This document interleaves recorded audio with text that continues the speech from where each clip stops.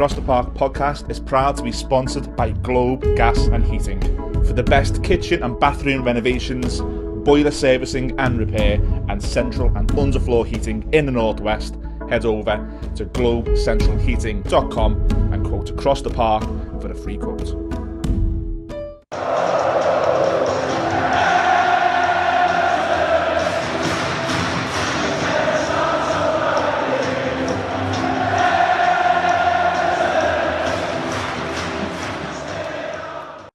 Hello, welcome to episode 11 of Across the Park podcast, season 23-24. We usually end on this. Let's start with it. Up them Toffees. Since Luton, they've roped me right back in.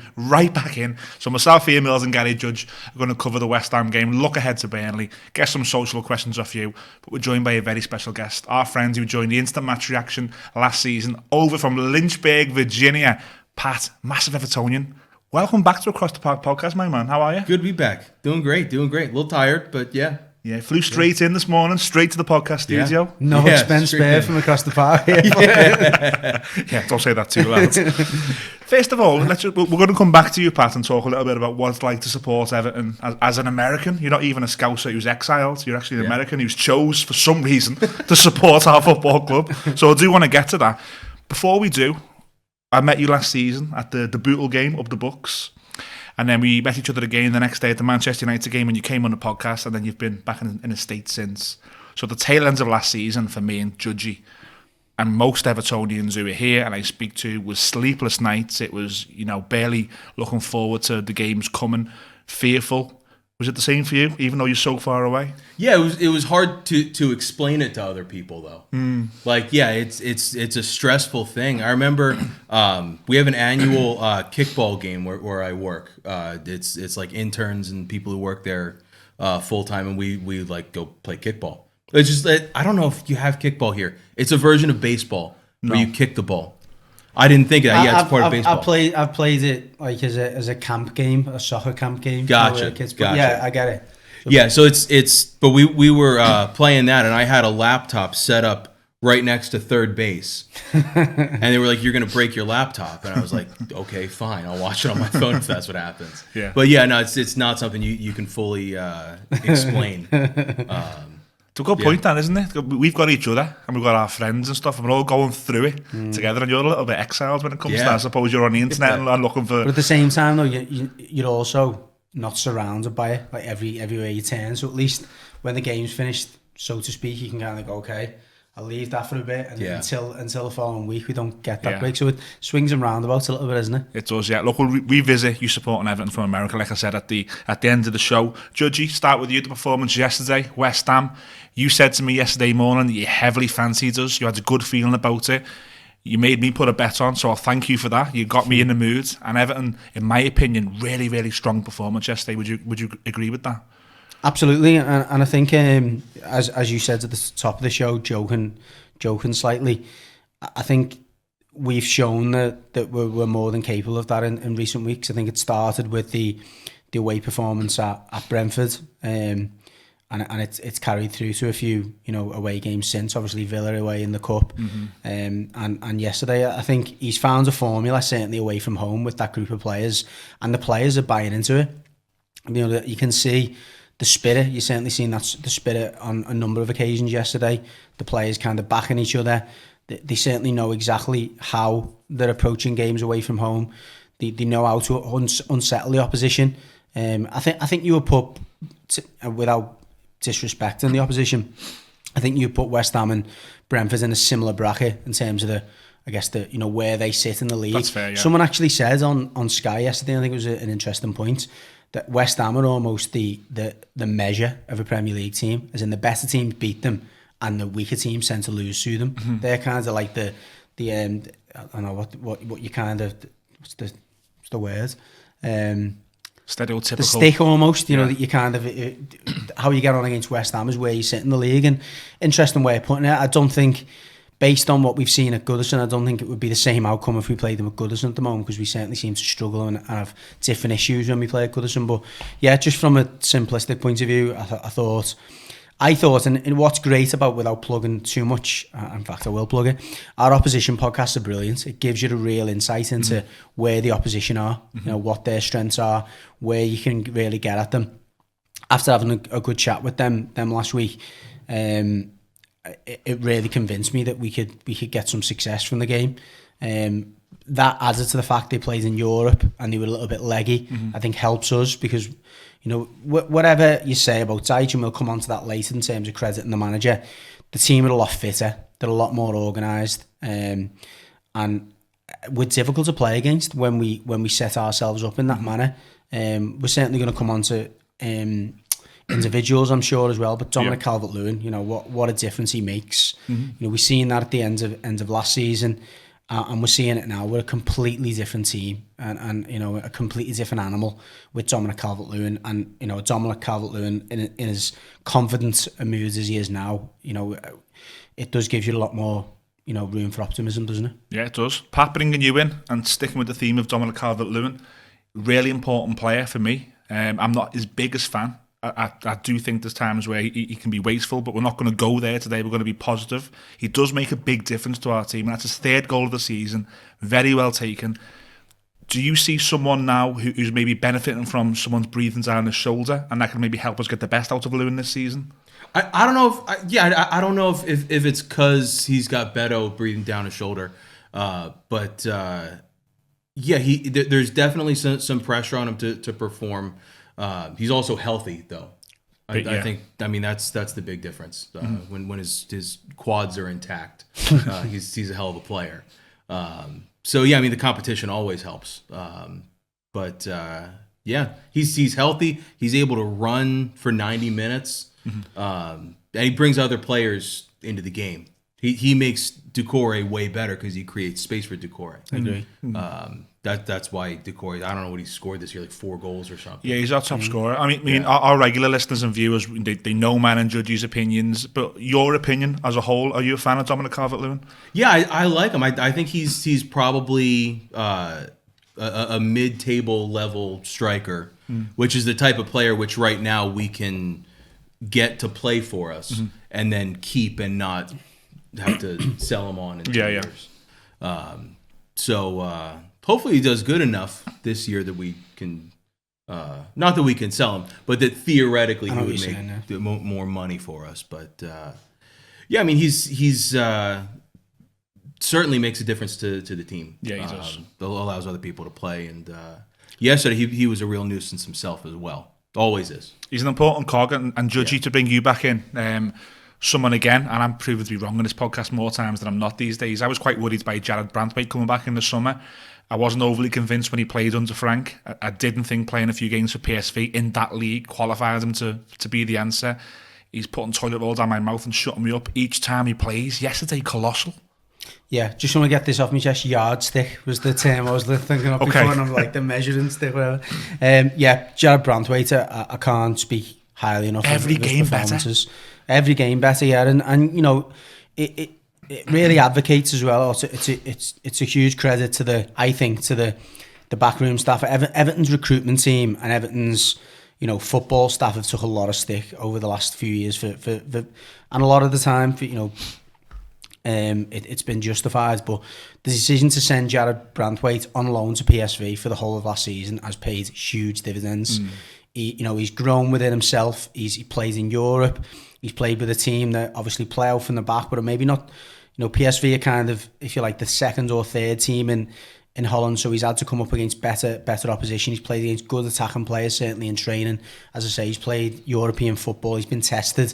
He's come back a serious player, and a lot of the time we've made the wrong call with these young players. We haven't quite managed them in the right way, in the way we've sent them out on loan.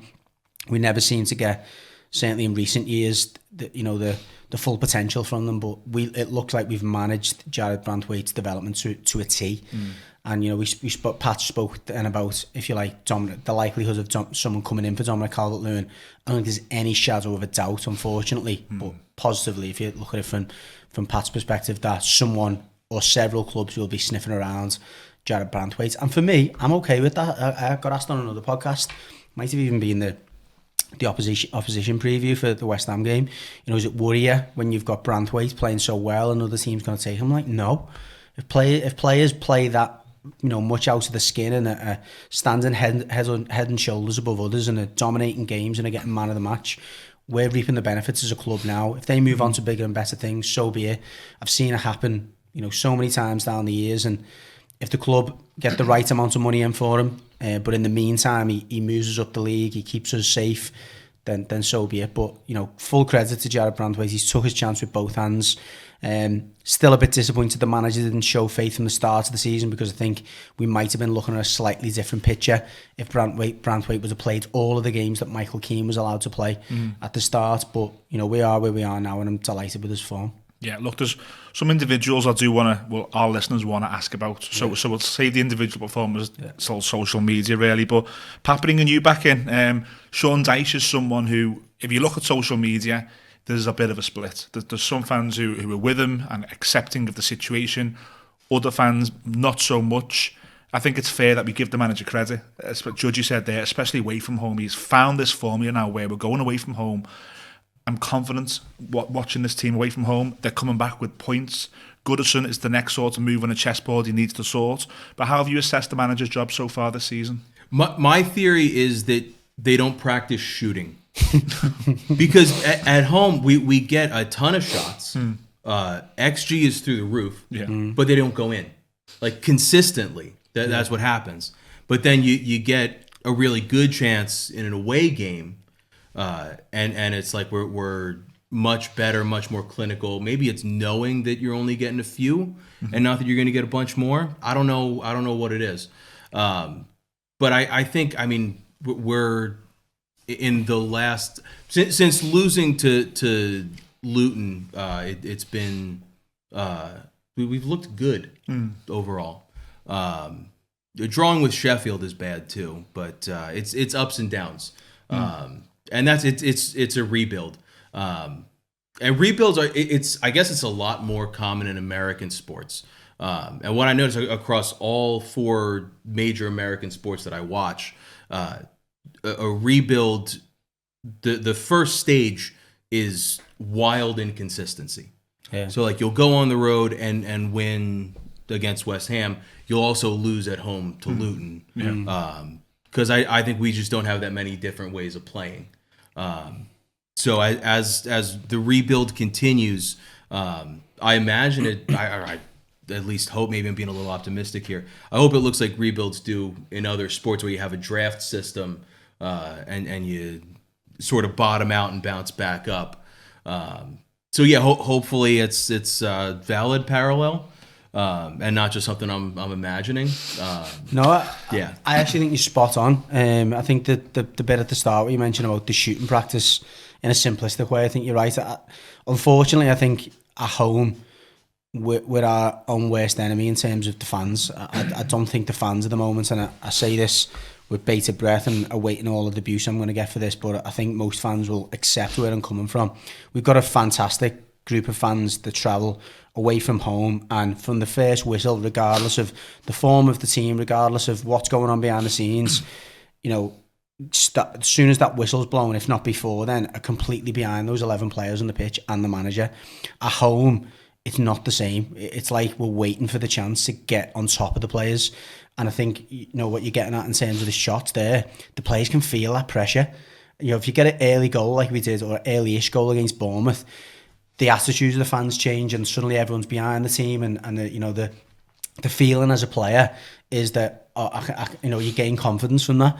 I think generally at home though, our players feel as though the fans they're almost waiting for that moan and groan, and then they shrink into themselves, and suddenly that chance comes with a heap of pressure. And it's different to away from home, when every shot, every corner, every kick, every tackle is greeted with a cheer, is greeted with a song.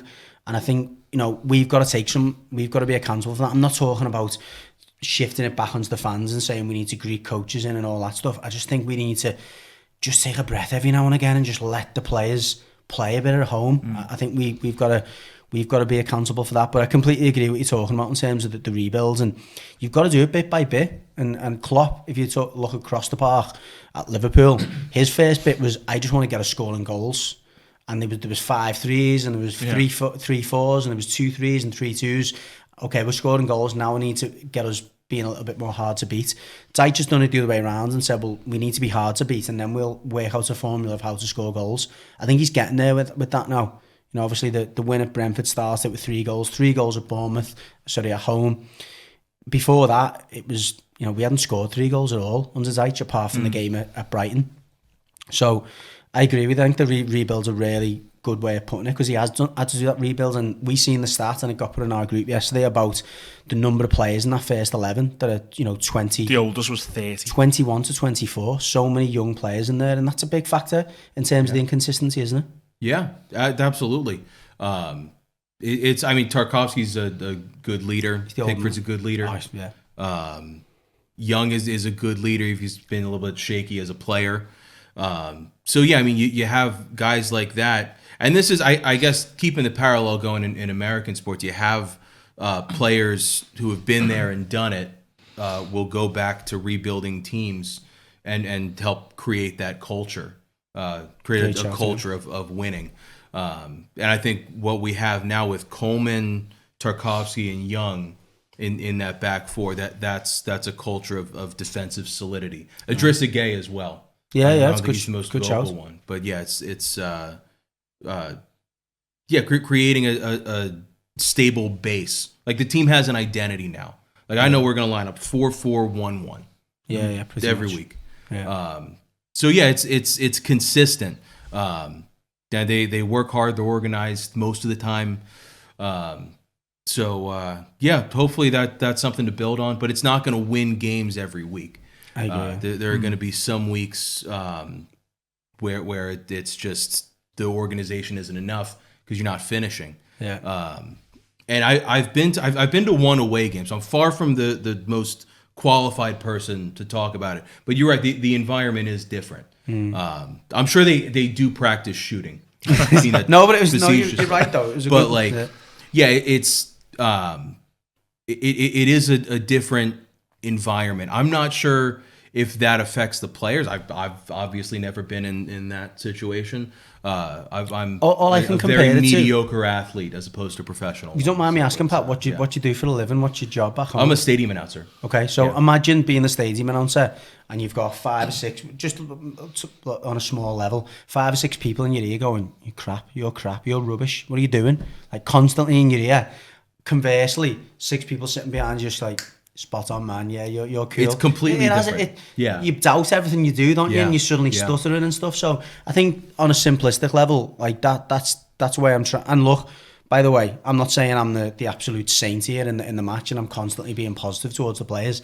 And there's a time and a place to actually have a go at them as well and let them know it's not good enough. But I just think we need a little bit more patience with this young team, particularly given that the Luton we've got so many game, young players. The Luton game was the example. When we went 1-0 down, everyone just thought we had goose here, and it was Luton. And collectively, everyone thought we're not going to get back in here, and everyone sort of give up. I do think that you're very right in what you're saying, Judgy. The away following compared to the home following and the atmosphere, it's very, very different. You hear it. I'm not an away supporter really, 1 or 2 perhaps. You hear them loud, positive all the time. You never really hear that negativity from them. At Goodison, I think it's a collectiveness of just being fed up a little bit, and everyone is a bit fearful as well of where we are. Everything that comes with it. We'll get into the possible FFP breach in a moment. I think everyone is just a little bit hurt and fearful. And when you're watching Everton lose and there's 37,000 of you, it can feel, more. But look, what I do want to say in the podcast is last Monday we recorded, myself and Judgy. We weren't aware at the time, obviously, of the sad death of our chairman, Bill Kenwright. On Tuesday, Judgy done a show pre-recorded for Thursday. So we managed to get a little 30 seconds thing in the intro for that. I just want to go on record for Across the Park, and I'll bring Judgy in to talk about it as well. He's a much better speaker than me. Just really condolences to all his family, friends and supporters. He has been someone who's divided opinion, and I never really want to revisit that. And I've been a part of discussing Bill Kenwright and things, and I'm never going to revisit that. The Evertonian has sadly lost his life, and we should concentrate on, the positives that Bill Kenwright did do. The Hillsborough tributes, where he was just phenomenal for picking the songs. He Ain't Heavy, He's My Brother. His dialogue with the families. He was a big part of Everton in the community. So for me, I think we concentrate on that. We never look back at the negatives now. It's in our rearview mirror and we don't revisit it. Judgy, I do want to bring you in. I think the timing of the leak of the Premier League, it can only be the Premier League who leaked this, that they want the 12-point deduction to be our penalty. First of all, just a little comment from you on Bill Kenwright, and secondly, the timing of that is nothing short of disgraceful. We've got an interim board. We're wide open. The club is in mourning. I thought that was a terrible timing for the Premier League to leak that. I don't think the Premier League care. I think the Premier League is so terrified. I'll come back to Bill in a moment. Yeah. The Premier League is so terrified about the impending independent body that are coming in and about looking weak that they just want to get the. They didn't care about that. I think it was poor. But it was a poor decision from whoever made that decision to leak it.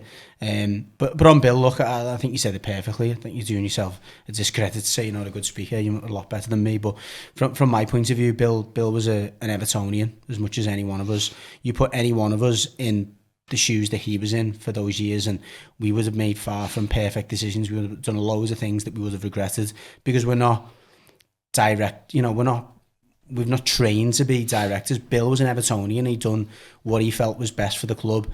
So many personal tributes have come out from people who knew Bill professionally and personally a lot better than we ever will. And some of the personal touches that he added to his part that he played to the club were priceless. And some of the people he's influenced and made a big difference to their life was lovely to see and lovely to hear. And that's what I want to hear over the foreseeable future is all of the things that he done that made a difference to people's lives. And that's what it should be about when people pass in the main, unless there's a good reason for that not happening. But yeah, from my point of view, it's unfortunate what happened towards the end from a professional point of view. I think everyone looks at it now and wishes it could have happened differently. But even from the fans' perspective, we were doing it for the same reason that Bill would have done it, for the love of the club. And I think he understood that. I'd like to think he understood that. But there would be nothing. I haven't heard anything but respect and tribute to Bill, and that's the way it should be. Absolutely. Pat, moving back over to the game, you're over specifically for the Burnley League Cup game. Before we get onto the game, how excited are you to get back under the lights at Goodison Park? Oh, I can't wait. I've seen one that was semi under the lights. It started at like 4 p.m. I think. It was a Sunday game. So the second half was under the lights, and the Manchester United game last year was under the lights. It's a completely different atmosphere. Yeah. I've been to 3 total. 1.5 during the day, 1.5 at night. And at night, yeah, it's a different animal. But on Bill, if we go back a little bit, of course. My perspective from supporting abroad. We don't have the biggest fan base in America, obviously, but I would say we have by far the most passionate fan base in America. You're not going to meet someone who sort of likes Everton because that's the team they play with in FIFA. Yeah, plenty of people like that who are like that with United or Chelsea. Yeah. But if it's Everton, you really fall in love with Everton, and that's, I think, at least partially because Bill Kenwright ran it as a passion project more than a business in a lot of ways. And there's fair criticisms of that strategy. I mean, it's modern era, you have to run it as a business. I get that. But that, I think, had a big effect on what the character of the fan base is for people who came into supporting Everton from abroad during the time that he was chairman. But hopefully there'll be a good tribute at the Burnley game. I think there will be. I think there's plans. I think there's plans to do a minute's applause and possibly play a track which is synonymous with Bill. So I think there will be. Yeah. How full Goodison is on Wednesday, I don't know. I think there are still tickets. Sold out. Oh, well, okay. As of today, it's sold out. Fair enough. So that's great in itself, and hopefully we'll have a big tribute. But the game itself, some teams, managers, fan bases, they look past the League Cup. For you, is this a real chance Everton to do well this season, this trophy, the League Cup? Yeah, because City are out of it, Tottenham are out of it, Brighton are out of it, United and Newcastle play each other. Arsenal and Liverpool both have away fixtures. So it could very well be that after this week turns into a wide open competition. I wish we were a little bit higher up the table and be a little bit more excited. But man, if I was in like West Ham's position, sitting mid-table, not worried about relegation after 2 years of relegation scraps, I'd be looking at it as a real chance to win a trophy.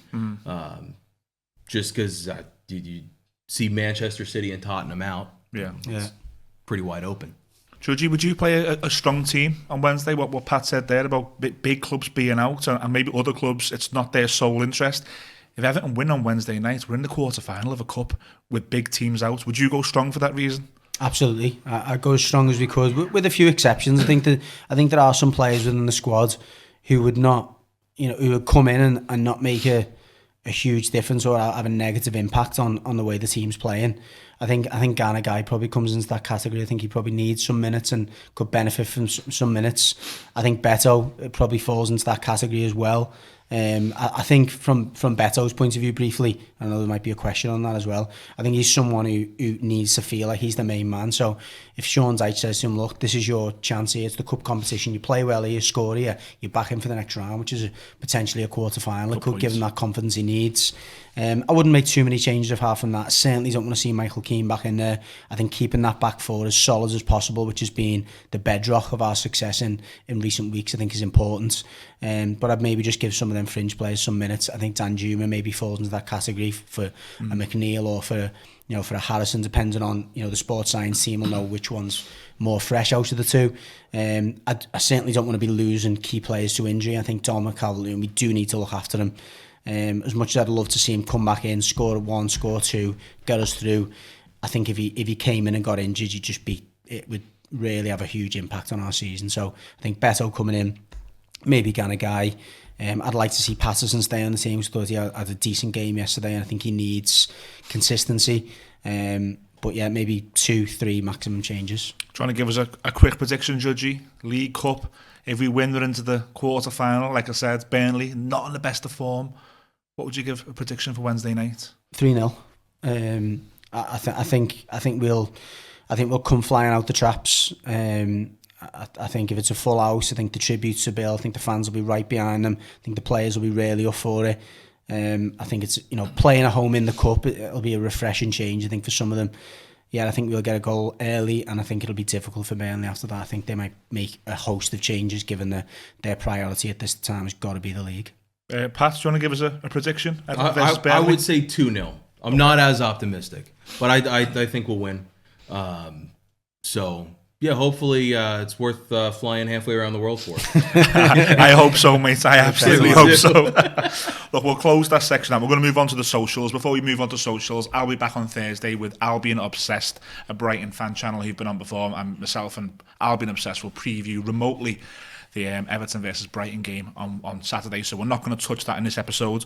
Got some socials for you, Pat. I want to start with you, if that's okay. Rory on our Twitter, he's asking thoughts on where Beto possibly fits in now. Is he resigned to just be Lewin's backup, or could you possibly see the pair of them playing together?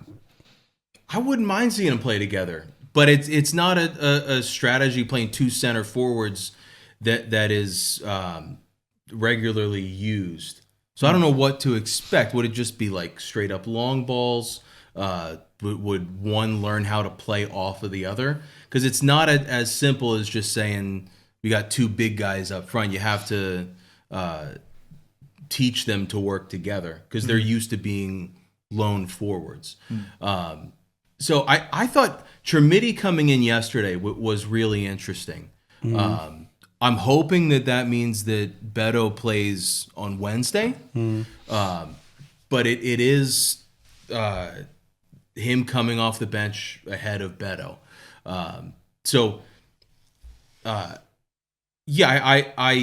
think that right now he is clearly the backup. And as long as Dom keeps scoring, I don't really see a way into the team for him. That's a great segue, really, Judgy. We've got another question from Joe on Instagram, and what Pat just mentioned there. He said, Judgy, why do you think he picked Chermiti to come on opposed to Beto yesterday to close the game out? think there's two things. I firmly believe it's because Beto's going to get the minutes on against Burnley, and Chimiti's a young kid who you don't want to just see completely out in the cold. It's too early at this stage for us to be sending him out on loan, which may well happen in January, depending on the fitness of the other two players. I think the second thing is just horses for courses as well. Chimiti's probably a bit quicker than Beto, a little bit more mobile in a different way. I think it was one of them where you wanted someone to keep chasing around and harrying that back four. I think what you're seeing from Beto when he came on in the derby doesn't do a lot of that running. He's kind of a bit more laboured off the ball and not really accustomed to chasing people down. And I think that's what we needed coming on against West Ham for the last 5 minutes, to just keep that energy high, make it difficult for the back four playing out. Whereas Beto is more of a traditional target man. I think going back to just briefly on the point that Pat just made, I think he's spot on. I think the other couple of things I'd like to add is there's not many examples in recent times in the Premier League of two target men playing together successfully. Dyche's done it to a certain extent with Barnes and Wood at Burnley, but it was more the exception than the rule, yeah. But I think Pat's spot on. You need to work on it.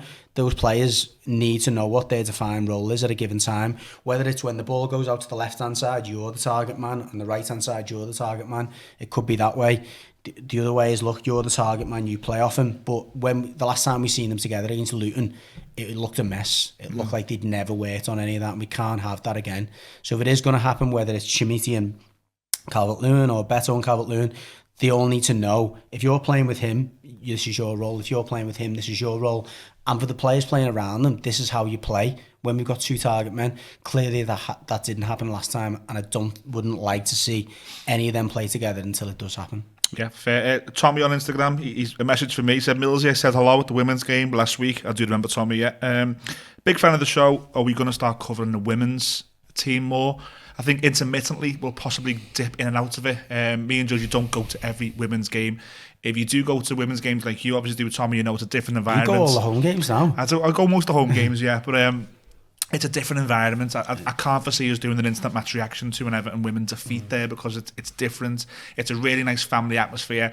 Me and Judgy do support the women. We really, really do. But in relation to the podcast going there, I think there's other podcasts that do it. And myself and Judgy will concentrate on the men's team, and we'll dip in and out of the women as and when. Liam D, Patty, it's not really a question, but we can discuss it. He said, it's not a question, but I want you lads to credit Mikalenko. He's in really good form. Left back is no longer an issue for us. Would you agree with that?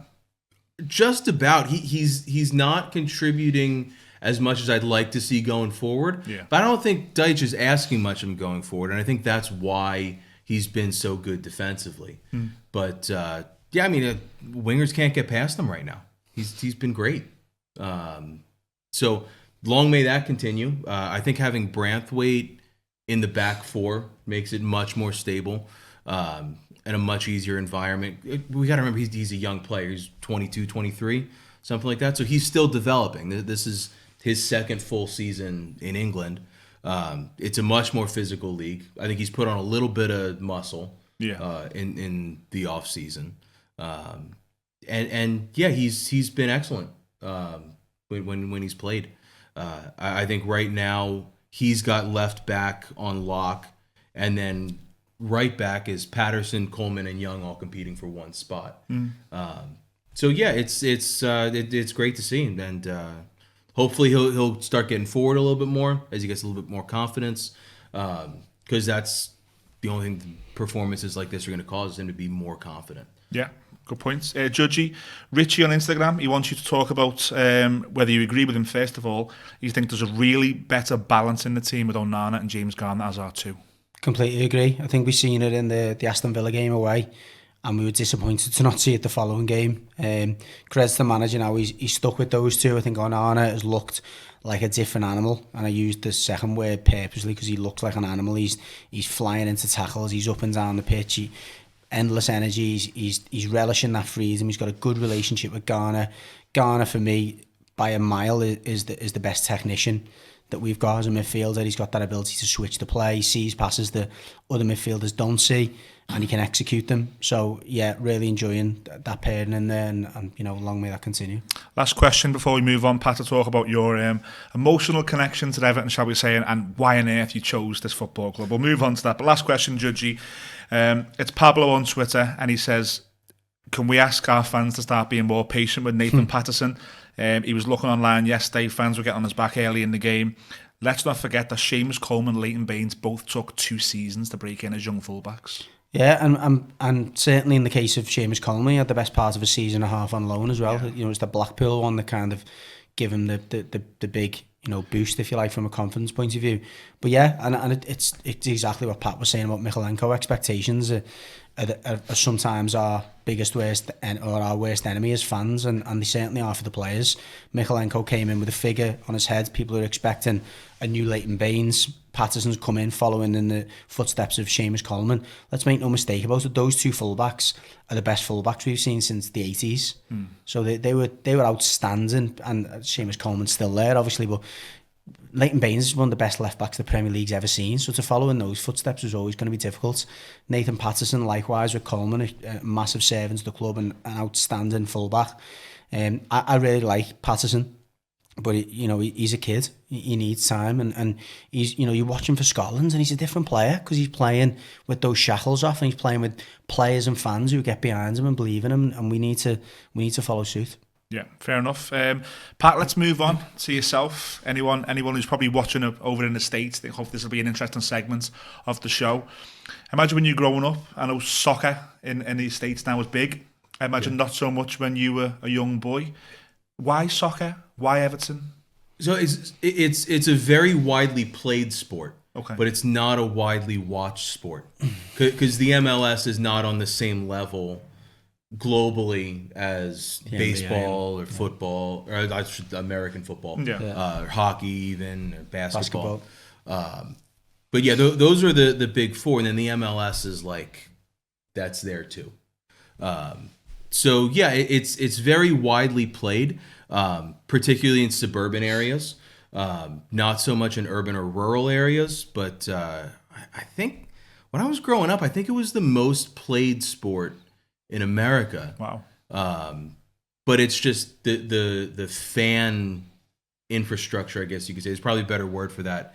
I've slept for an hour in the last 24 hours, so vocabulary isn't my strong suit right now. I feel like maybe when you're growing up, you were maybe not given a soccer team by, like me and Judgy. Exactly. Our dad would give us Everton, and we're stuck with it. You maybe not so much. You chose to like the sport and like the team. Yeah, I grew up playing. I'll call it soccer to differentiate from football. Okay. Yeah, wasn't tough enough to play American football. So yeah, soccer was what I grew up playing. But we never really had access to watch Premier League games until I think it was 2008 that we got. It was either 2007 or 2008. We got it was called Fox Soccer Channel. Yeah. And they had probably 4 or 5 Premier League games on every weekend. So we got that with our cable package, got added to TV for us, and I was like, I got to pick a team to support. This is a young boy at this stage. Or? I was 17. Okay. At this point, yeah.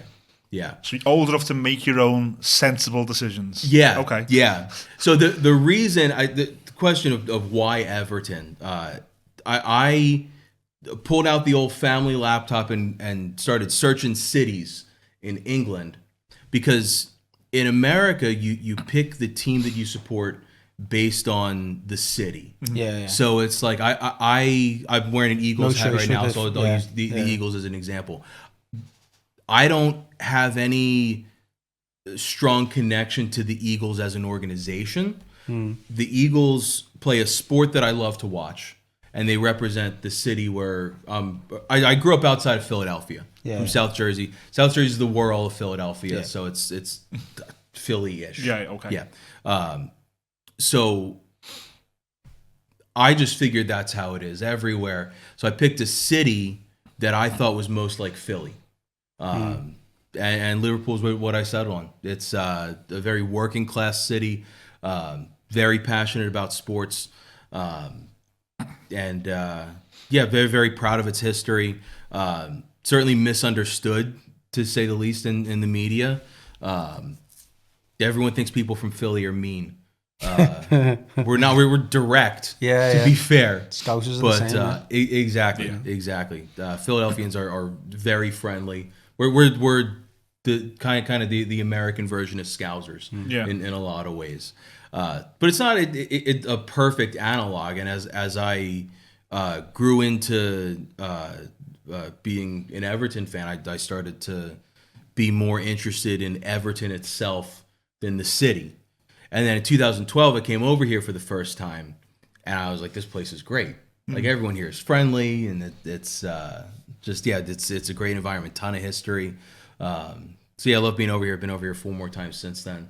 But yeah, it's a connection directly to the club, even though initially I tried to look at it through the way that I support Philly teams. I was going to say, were you not tempted by Liverpool then, because you were tempted by the City? So no, I got... See, this isn't fair to Liverpool fans, but I got Dallas Cowboys... Screw them, go for it. I got Dallas Cowboys fan vibes from Yeah. Liverpool fans. And that's the Eagles' rivals. They're also hands down the worst fans in sports. He's on the right lines, isn't he? Yeah. The right connection. Because the arrogant sides of it, and like kind of. Well, it's not even like with Cowboys fans. They haven't been good for a long time, and they know that, but they still think that they're the biggest team in the NFL. Whereas Liverpool, they're actually good. Yeah. And I haven't met a Liverpool fan over here who I dislike. To be fair, You haven't met enough of them. Yeah, we can have our friends around here in no time. Trust me. But no, they're good people who are delusional about sports. That's a good way. Yeah, Yeah. I'm going to use that. Bottle that, yeah. Put that as a quote on the wall. Look, another question. Me and Judgy and almost every Evertonian, we coined the phrase "Evertonians are chosen."